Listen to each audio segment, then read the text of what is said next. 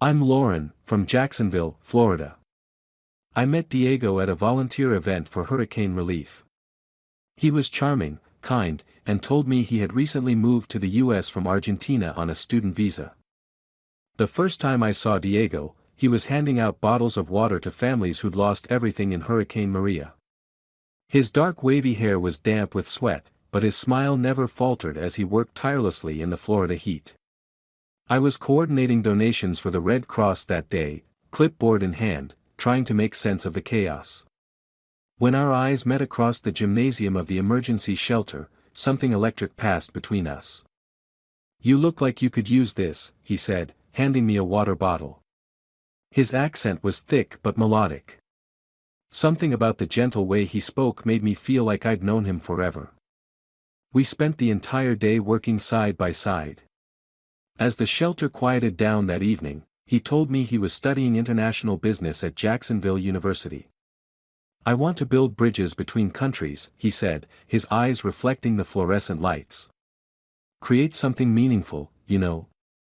I did know. After years of dating men who couldn't see beyond Friday night plans, Diego's vision was refreshing.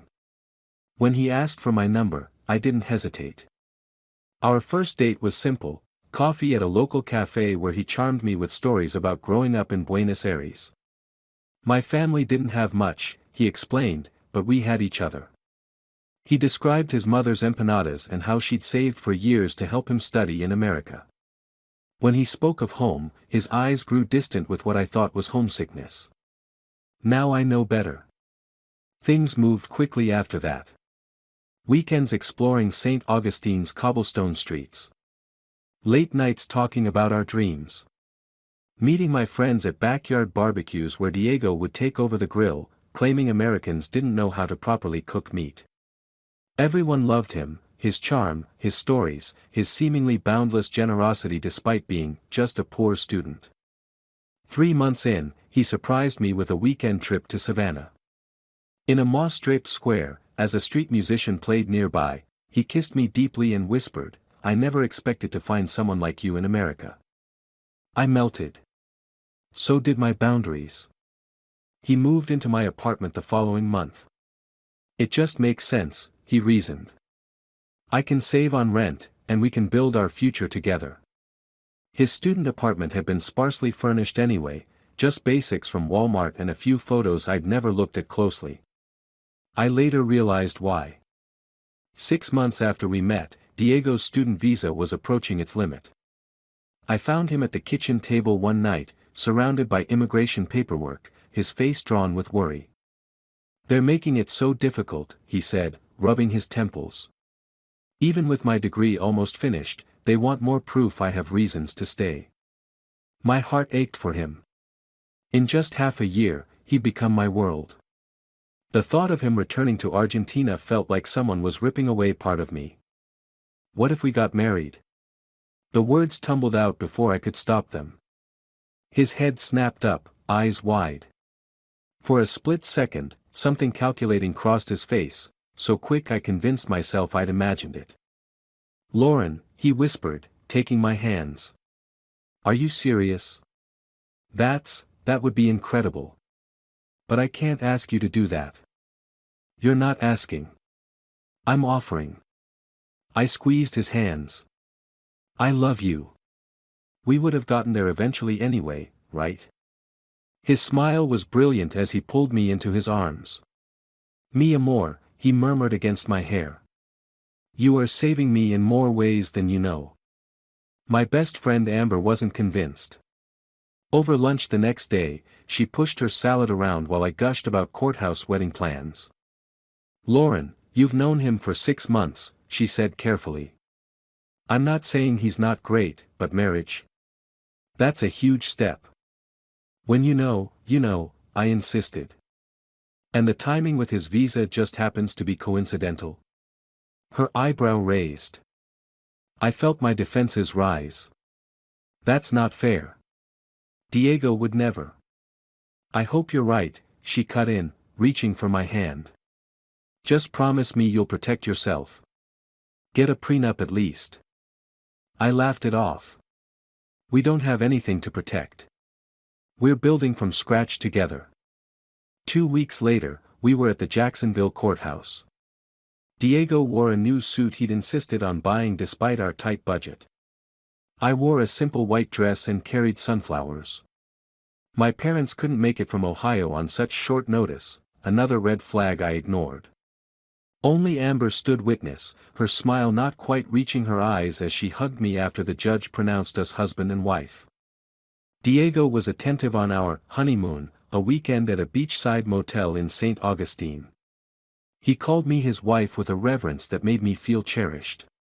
But looking back, I can pinpoint the exact moment things changed, when we returned home and he set down his bag, surveyed our apartment, and something in his posture shifted.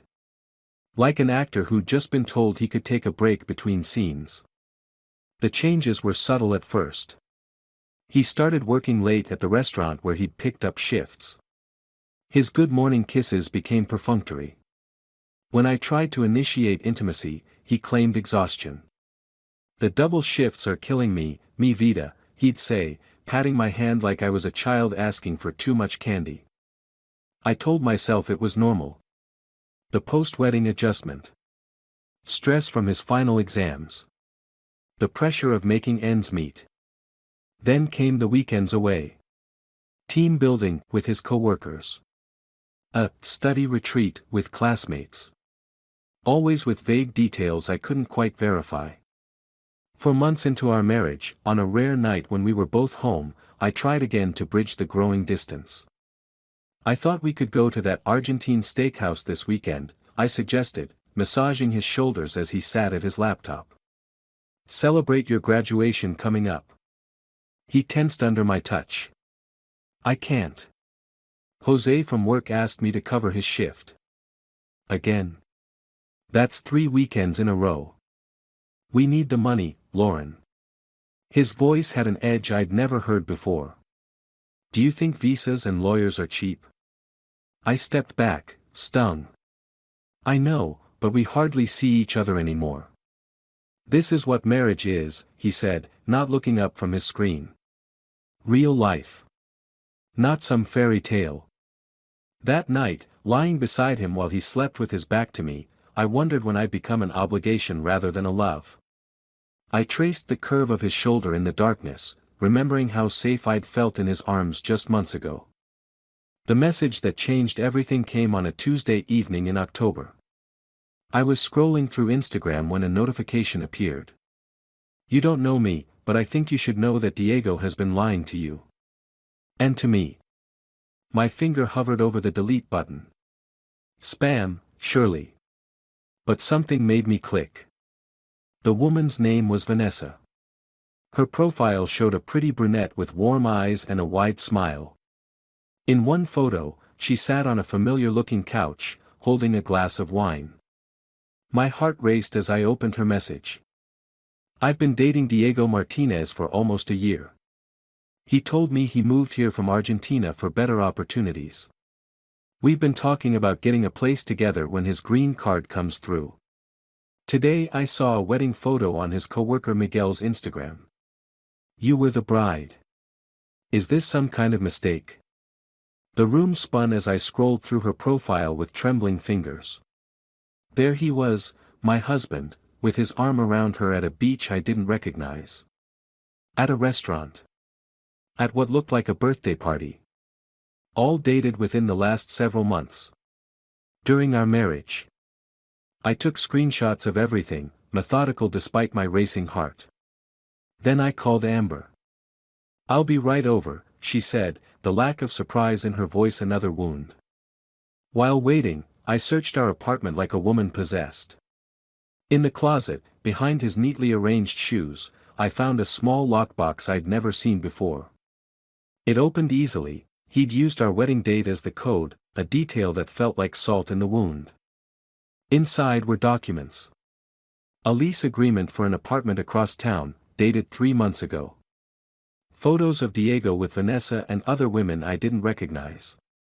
A bank statement from an account I knew nothing about. And application forms for permanent residency, with sticky notes marking where my signature needed to go. When Diego came home that night, Amber was sitting beside me at the kitchen table, the evidence spread out before us. "What is this?" he demanded, but the color draining from his face told me he already knew. "I think that's my question," I said, surprised by the steadiness in my voice. "Who's Vanessa?" For a moment, he considered lying. I could see the calculations behind his eyes. Then his shoulders slumped. "A friend. A friend you've been dating for a year. While married to me?" He ran a hand through his hair. "It's complicated." "Actually, it's quite simple," Amber cut in. "It's called fraud." His eyes hardened as he looked at her. "Stay out of this." "No," I said. "She stays. You leave." "Lauren, be reasonable. Where am I supposed to go? Maybe to your other apartment? The one you've been keeping secret? Or to Vanessa's place?" I pushed the lease across the table. "You've had options this whole time." His facade cracked then, revealing something ugly underneath. "You were so easy," he sneered. "So desperate to believe someone like me could want someone like you." The words hit like physical blows, but I didn't flinch. "Pack your things. Now. This isn't just about us," he tried, changing tactics. "If you report me, I'll be deported. Is that what you want? To ruin my life because you're jealous? You did this, Diego. Not me." As he threw clothes into a suitcase, muttering in Spanish, I sat perfectly still, trying to process how the man I'd married had never actually existed. At the door, he paused. "This isn't over, Lauren. Think about what you're doing." After he left, Amber held me while I finally broke down. "I'm so stupid," I sobbed. "No," she said firmly. "You're kind. He's the one who's twisted."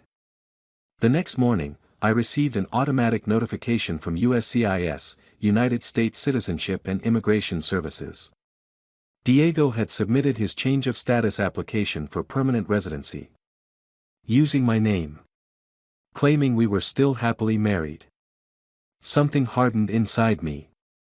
Not just heartbreak now, but resolve. I contacted an immigration attorney that day. Explained everything. Showed the evidence. "This happens more often than you'd think," the lawyer said gently. "It's called marriage fraud, and it's a federal offense.